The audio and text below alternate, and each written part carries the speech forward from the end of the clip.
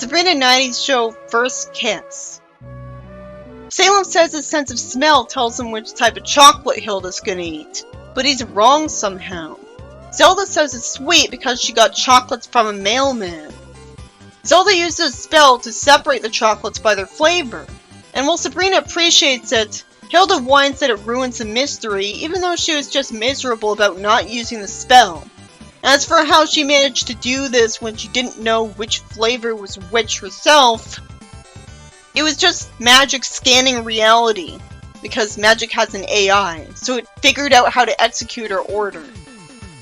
Sabrina and Harvey count to 3 before exchanging cardboard hearts, which is sweet.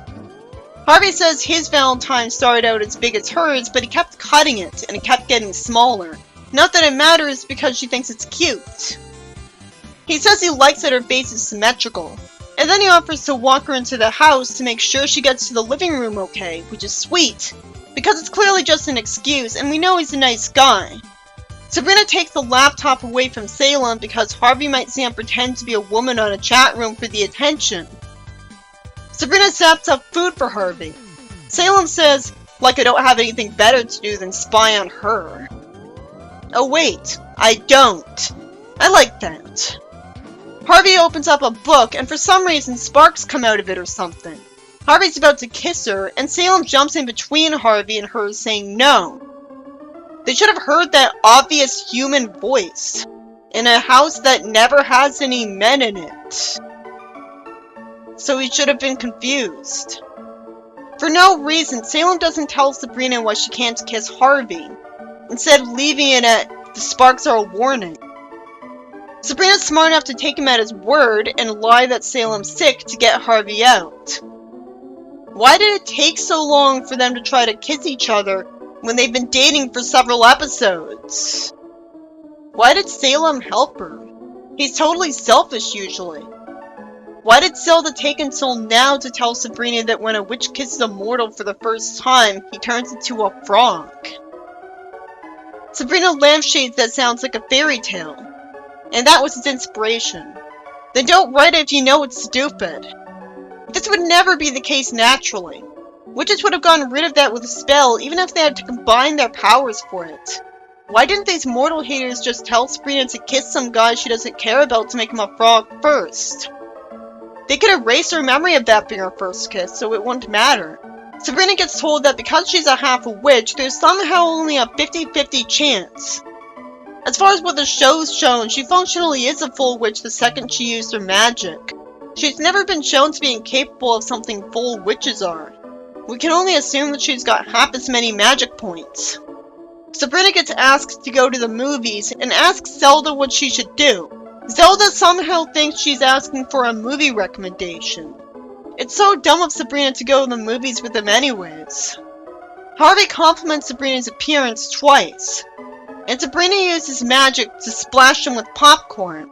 There's a joke at her expense because he asks her why she keeps flipping the coin. Harvey says the best part of watching the movie is seeing it with her, and she looks pretty tonight. Of course, Harvey confronts her on this eventually, and says that she doesn't have to explain, and if that's what she wants, they can just be friends. He says he really wanted to kiss her. She kisses him, and says he's still here with a surprised tone. And he says he'll always be here before she turns him into a frog. Which you'd think would have happened instantly. Instead of her having instantly brought him back to normal like I expected, she brings Harvey into the house as Hilda's playing a scary violin tune, and Sabrina says, "And you're not helping with that music." And I giggle. Hilda says there's a test to know whether it's true love, and somehow if you fail the test, you turn into a frog. Which is why it was unacceptable for them to not warn her about this, and make her turn someone else into a frog. Like the frog thing, this completely misses the appeal of the series. It's not working as escapism if you think your life would suck if you were a witch. That doesn't make you feel better about your own life. Most of the time, you're still going to be focused on your own problems. How is the head witch the one who gives people the test of true love? Won't they be way too busy? There'd be so many witches! He'd be doing this 99% of the time. I guess there's more people doing this, and they just happen to luck out and get him.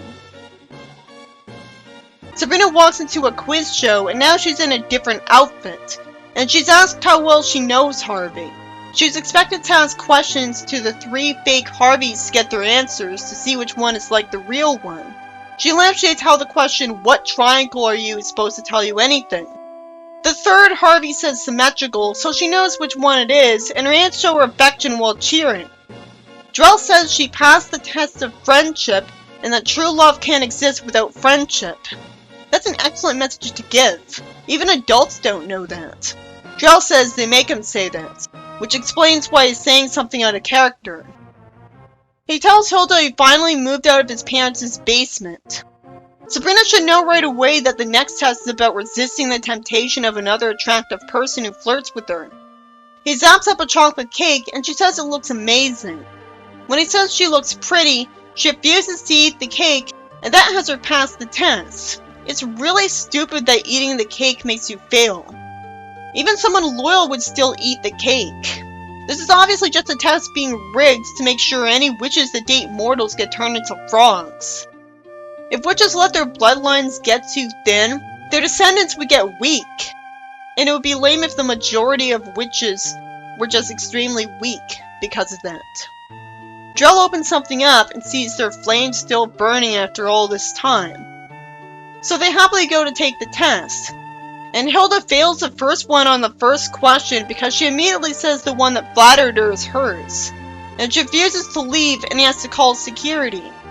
To be fair, Hilda hasn't spent a lot of time with Drell lately, so they should have known she'd fail.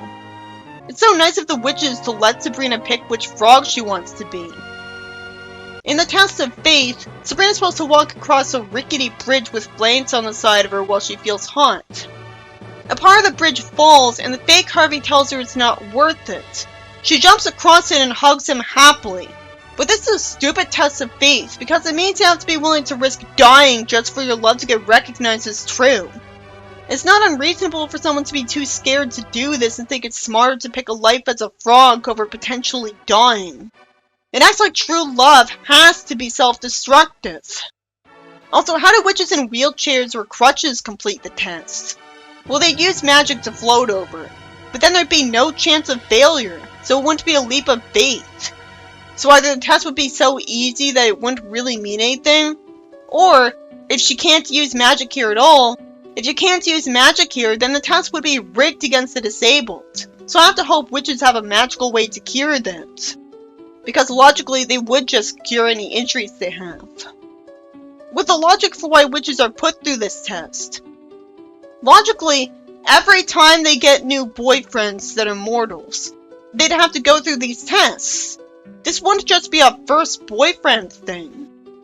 You wouldn't want to watch this again, and it is supposed to be a comedy, so it's good meta-wise that it inexplicably never happens again. She hugs Zelda, and she says that's wonderful. Sabrina says now she can chant to the world that she has a true love. It's so nice to see how happy she is. And there's another nonsense rule that would only exist because of a curse where she has to kiss the mortal in the exact same place she did before to revert him to normal.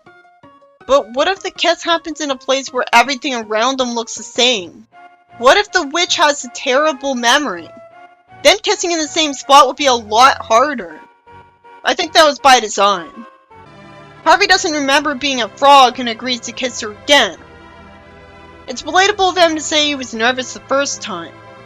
It's nice of Zelda to hold Salem, especially since she knows he used to be a human. So it's kind of weird that she wants to do this with him when he's not even her family member. And they're not even good friends. Zelda says she knew Sabrina would have to take the test, and she knew she'd pass because at 16, it's always true love. She's called out, "Why didn't you tell her?" And gets told that because now she thinks it's extra special as she kisses him again. And for no reason he walks like a frog the next day, even though it's been a while since he was a frog. And he didn't really get to do any walking as a frog. He was just held still the whole time. This annoying episode was by Carrie Honigblum and Renee Phillips, and was about missing the point of escapism again by showing that if a witch kisses a mortal for the first time, he turns into a frog. I like that to save him, she had to go through a test of how well she knows him as a friend, a test of loyalty and a test of faith, because it gives you an accurate message about what makes true love. And this kind of message is something even adults haven't learned. But the second test wasn't fair. Eating food offered to you by someone into you isn't the same thing as cheating. And it's not like Harvey saw this and knew what was going on, so it won't hurt his feelings if she agreed. So I would have failed. It's also not fair that you have to go to the exact place you first kissed them to turn it back to normal. Because you might not remember exactly what that is. But that was all probably by design, because the upper witches don't want witches dating mortals. So it only feels like bad writing because it wasn't called out.